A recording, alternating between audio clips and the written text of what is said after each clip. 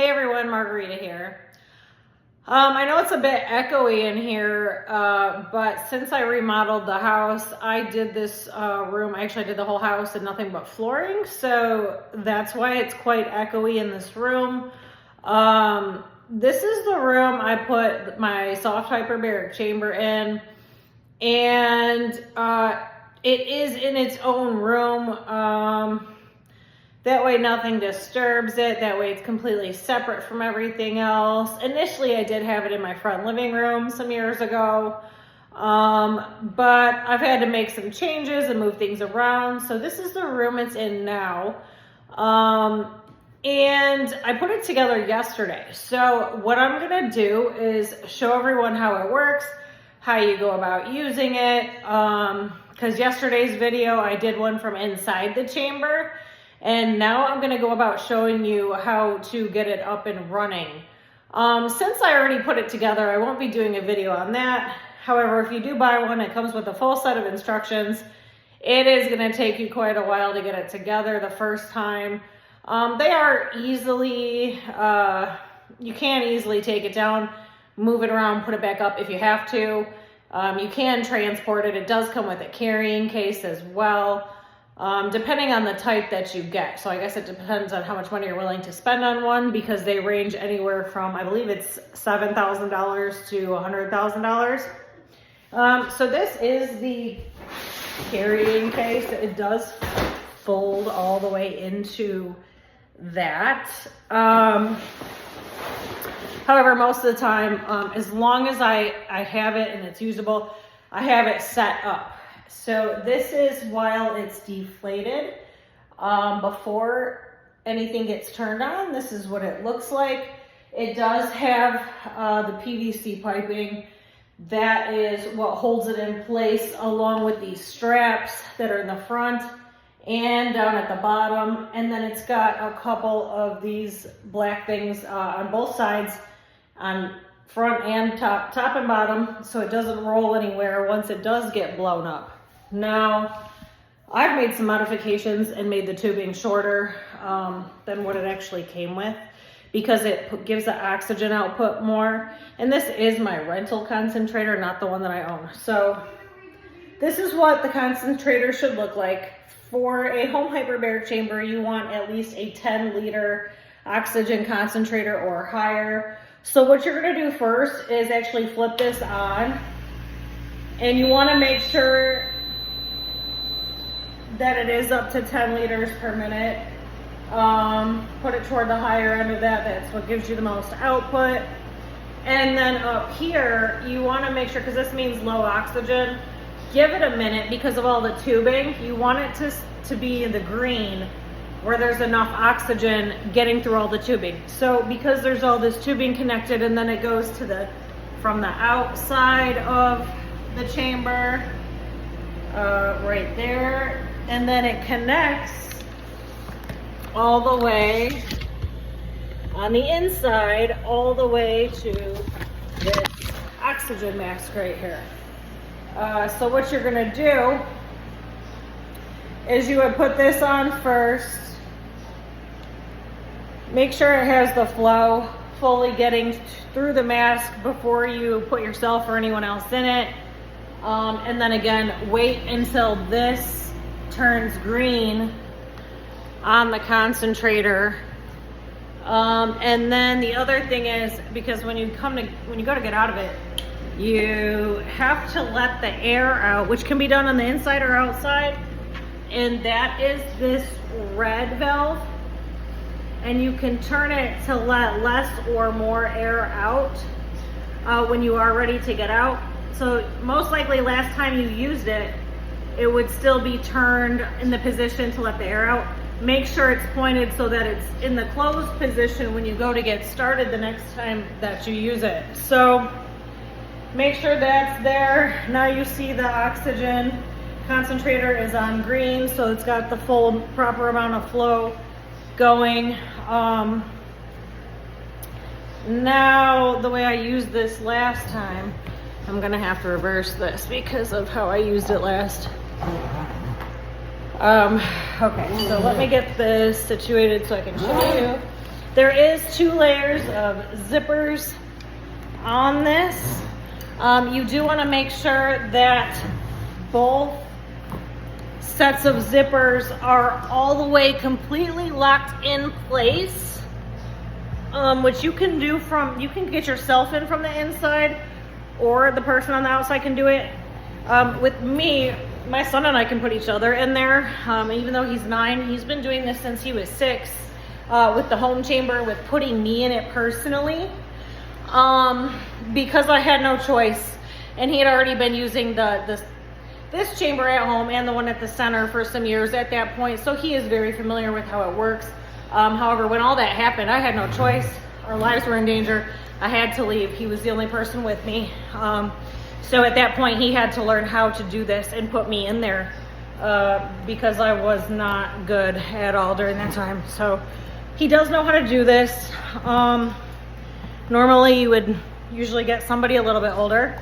However, all of my kids know how to put me in it, or whoever's using it, because anybody could really use it if you wanted to. All of them know how to do it. So, and they have for some time. So what you want to do, that's the first layer of zipper, the black one. I zipped it all the way from one end. Again, depending on which way you're getting in it, or if you're putting someone in, or you're putting yourself, making sure you're zipped in yourself. So when I did it initially with my son at my other house, when I first got down there, I was making sure I zipped it myself, so I did it the opposite way. So I made sure the zipper was all the way tight, because you want to make sure both sets of zippers are completely tight. So I just did it backwards so I can show you and blow up the chamber. But this is that zipper. You pull it all the way tight till you see there is no space right here. We can see it like right there. There has to be no space. This is very imperative, because if you run this and these zippers are not properly zipped, it can damage the chamber, which is very expensive. That's the expensive portion. I mean, they're both expensive, but this chamber portion is quite costly. So you want to make sure you do have both zippers all the way zipped. And this was the second zipper. This is more like a regular zipper. That first one is a more tight fitting zipper. But same thing right here. Make sure it is all the way zipped. Then there are buckles. So you want to make sure, let's see here. So you got this buckle here. Then you got this one here, same thing.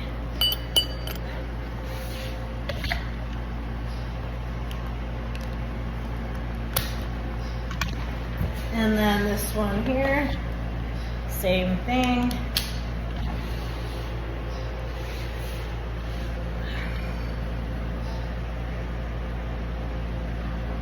And then this one here, same thing.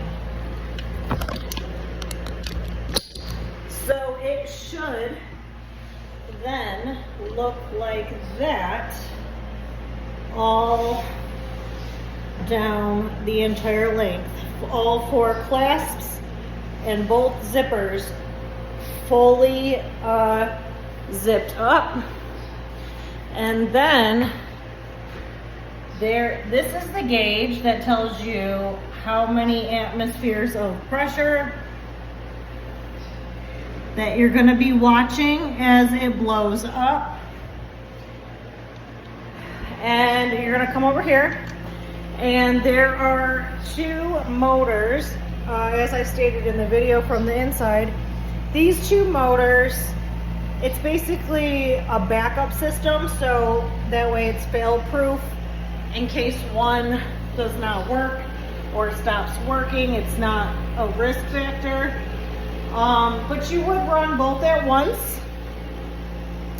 So what I do, because the machine has to get under pressure, what I do is turn one on, because you don't want someone to be in there and get under pressure too fast, because you do have to pop your ears like in an airplane. So you want to make sure they can comfortably get down all the way under pressure. So what I do, and I actually have these on a Bluetooth with an app. So you could also do it manually. So you press one button to turn on one motor, which is this one that's on. And then you wait, so that way the chamber can slowly pressurize and the person inside can get comfortably down under pressure before turning on that second motor.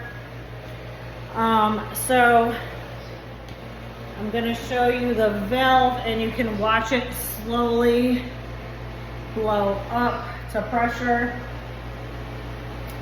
And then there is this window here, which makes it feel a little less claustrophobic.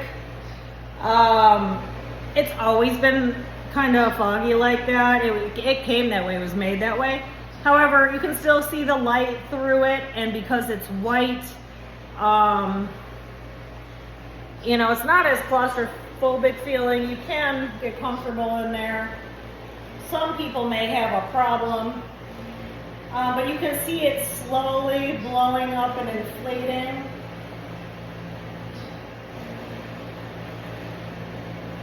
And then those straps are what makes sure it reinforces the 2 layers of zippers.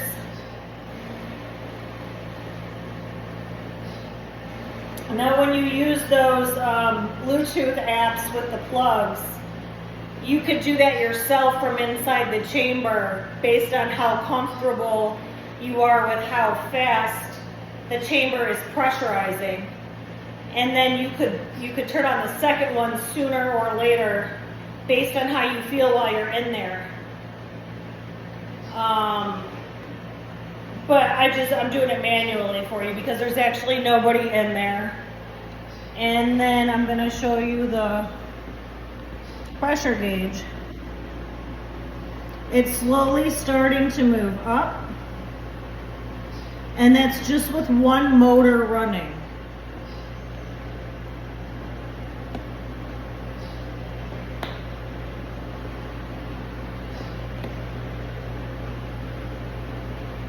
So it's almost at 2. And you're gonna stop when it gets to the blue area. You don't want it past the yellow. So that's between 1.3 and 1.4 atmospheres of pressure is the full pressure of this chamber. You wouldn't run it less than that, or it wouldn't really be effective. You want to make sure it is running and gets to this degree of pressure at 1.3 to 1.4 atmospheres of pressure, or you're not really doing anything. It's not really going to change anything. Because what you're doing is you're pressurizing the toxins from your cells, you're pressurizing the oxygen, especially using the concentrator at somewhere around 85 to 95% oxygen. You're pressurizing that into your cells at 1.3 to 1.4 atmospheres of pressure. And that's what removes the toxins from your cells. Any type of toxin, any type of chemical, any gas, whether it's heavy metals or, you know, a buildup of any kind within one system. And it would slowly remove it from your system over time. And same with brain injuries, it will slowly repair the brain injuries as well. It just takes a lot of treatments, a lot of dives they call them, and it's going to take a long period of time, months to years. You want to do this daily, anywhere from 4 to 7 days a week. You would want to use it for it to be effective in whatever you're trying to treat. You know, the worse the condition of whatever you're trying to treat, the more often you're going to want to use it, the more effective it's going to be. So the closer together your treatments are, the more effective as well. This does treat autism, this does reverse cancer, it does treat Alzheimer's. Again, I'm not a medical professional of any kind. I'm just somebody who's had to learn the world firsthand with no help from the medical system, with a mother with Munchausen by proxy after being left for dead in an extreme medical emergency, along with my child, who at the time was a baby. He's now 9 years old. This is our backup home system since the Oxford Center explosion in Troy, Michigan. And now you can see the gauge is at full pressure. It's in the blue area where it should be.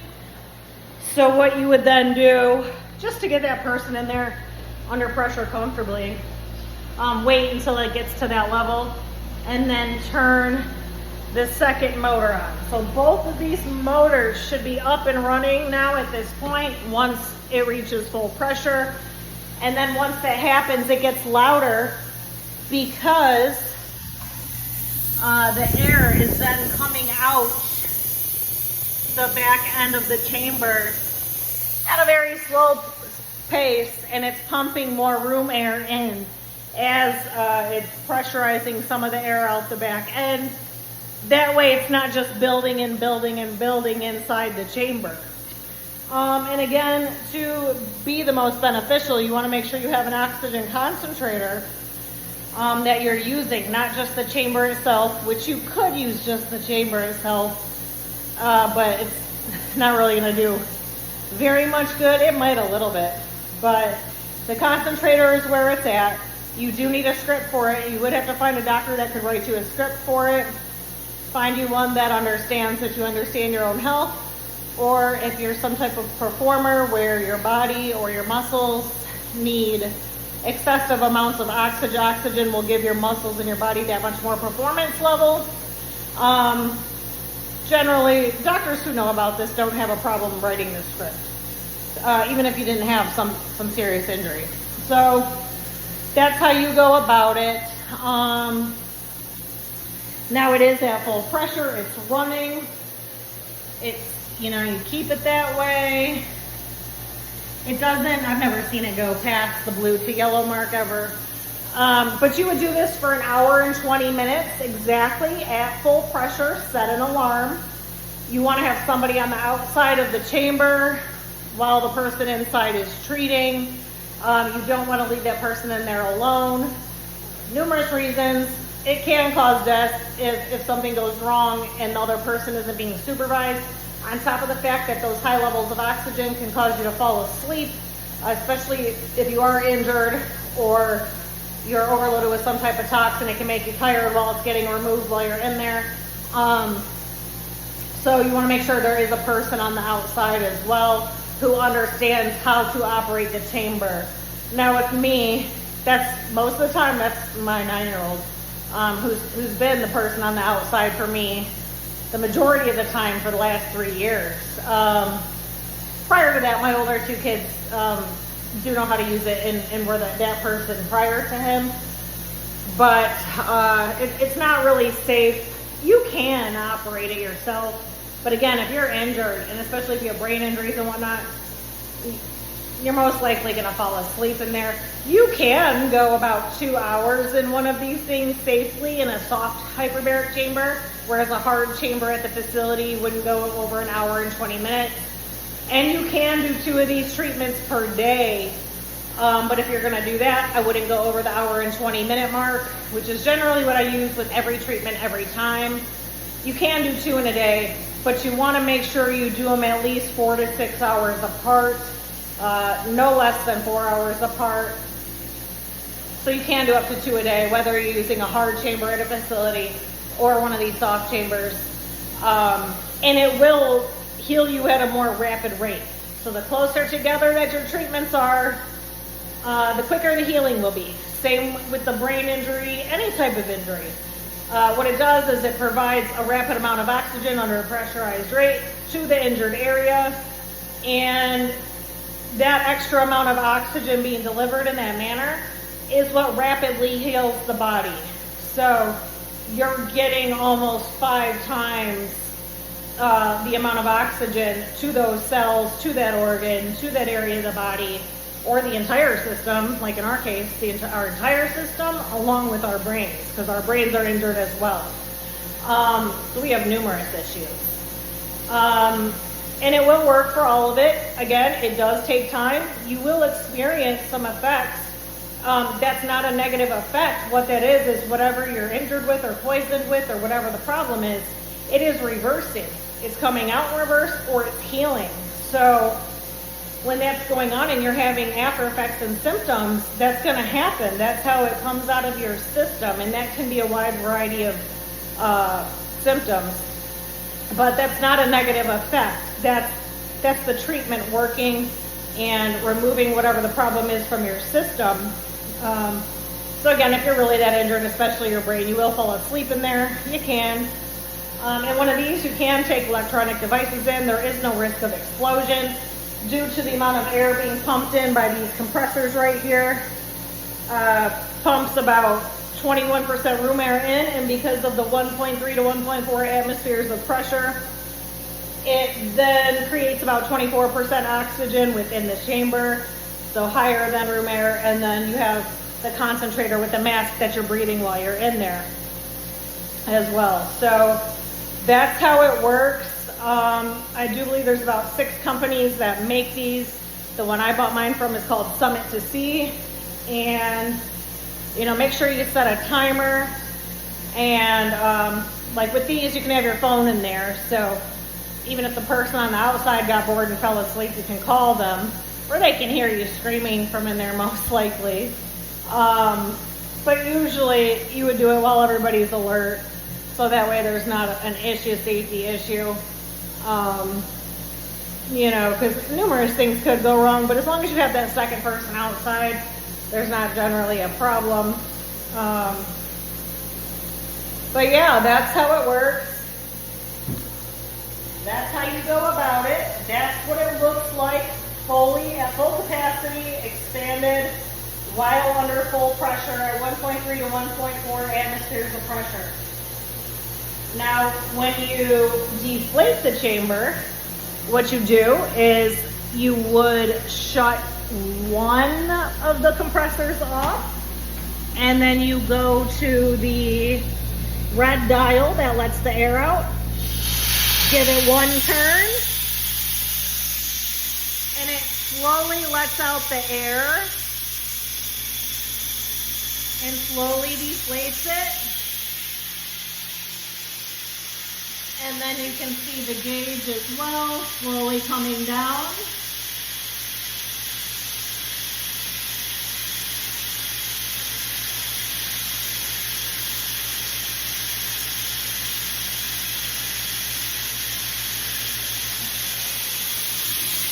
And then you can also, because there's nobody in there, or with me, I can go down and up faster than somebody else, but you turn the gauge, you can let more or less air out.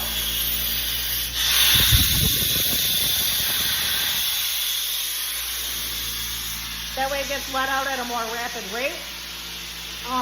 And again, you can use that valve from the inside or the outside or both. And then there is the gauge almost at 0. And as soon as that's down there, you turn the other motor off. Make sure they're both off. And then what you would do is you unlock each of these.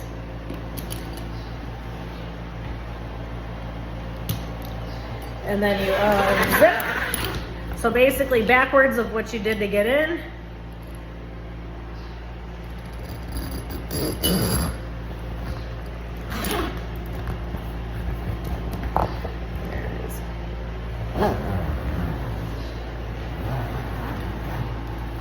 Right there, just like that.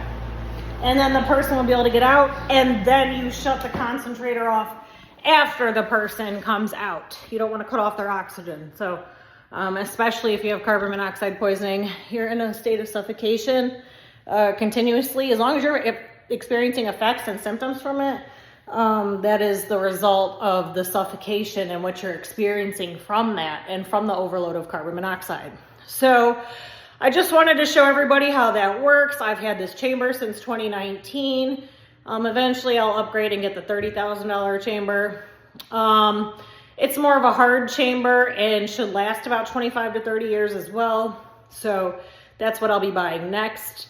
So all the people who are treating at the Oxford Center in Troy, Michigan or Brighton, Michigan, and they're looking into this treatment for their children because they were under treatment and it was showing results, or anybody who's looking into it outside of that, this is what you would want to buy. You can purchase one for, I believe, like $7,000 is probably the minimum you would spend to get the full package of everything with the concentrator. But you may want to go a step above it. And again, you know, it does treat cancer. So if you're an older person or if you're tall or you're bigger, they do have the stand-up ones where you can put a chair in there and sit. So that costs a little bit more. You would want to invest in something like that because it's really hard to get in and out of something like this. Like, I'm not all that big. I'm also like very flexible and, you know, numerous factors here. So this is okay for us. This is a step above the bottom, the one I bought. But so all the people looking into this, check out the website on it, Summit to See. And then I know there's a couple other ones. All of them offer the different forms of the chambers. And then they slowly get more costly. The higher up you go, the closer you get to the harder chambers as you go down the line. So I guess it depends on the person that's treating. But all those people who are looking for a replacement for going to the Oxford Center after what has all happened because they will not be reopening, this is what you would want to do to continue treatment on yourself or your child or whoever you were treating there. This is the route to go.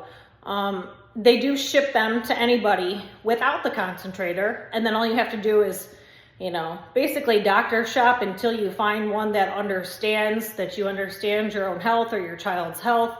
And most likely, if you're having trouble within the traditional medical system, start looking on the holistic side. And those doctors tend to know a little bit more about this type of thing if you're having a hard time finding somebody to support your decisions.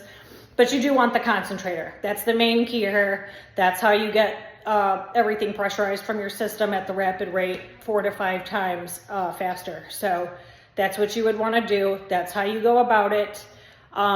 This would be the backup for anybody who was treating at the Oxford Center and still needing to maintain treatment no matter what you were treating there for. So it's not that those treatments don't work. They do, and I've even ran into attorneys who are suing for patients that were treating something that's not a qualified condition, which that's a bunch of bullshit because it does treat every condition for the most part. So, you know, I've spoken to a few of them because I have a different circumstance than everybody that was there and experienced some different crimes there against me, myself personally. So the fact that no one would help me, but they're willing to sue just for somebody that was treating a condition that's not technically FDA approved, that's bullshit because it actually does treat all of those. So the attorneys taking those cases, they're idiots. Now I'm just speaking from personal experience. I have so much life experience, it's not even funny. I do know exactly what I'm talking about. So you can either listen to what I'm saying, take my advice, save yourself, save your child, save whoever you were treating there. Or if you're somebody outside of that, just looking into this type of thing, this is the answer. Take my word for it. I've been under treatment for over 6 years now. So has my son, who's now 9. We would not be alive today if it were not for the treatments. And again, numerous injuries, numerous re-injuries, long-term being left for dead with no treatment as well, and ongoing injuries as well because our situation was so extreme. This is how we go about it. This is how we maintain functionality throughout life. This is how we've been able to live modified lives because for quite some time, several years, we had no quality of life whatsoever until we crossed the first threshold. And then again, later we crossed several more thresholds. So that is how you go about things. I don't care what system told you what or what's accredited by who or what doctor told you that's not safe. Because I've also been told that as well. If I listened to those people, my son and I would have been dead a long time ago. I do know that. That's 100% facts. So you can either listen to me and take my advice or not. Figure it out the hard way. Figure it out, you know, it is the wrong way if you go in the opposite direction, and I promise you're not going to have a good outcome. So yeah, I'll be back with more, and I will probably do another video once I eventually upgrade my chamber. And I just want to give everybody an idea of what all this looks like, how all of this works, how you use it. It's not a scam. That is how things work. It's just the system doesn't want you to know that, or they wouldn't make any money. So I'll be back with another one. Thanks. Bye.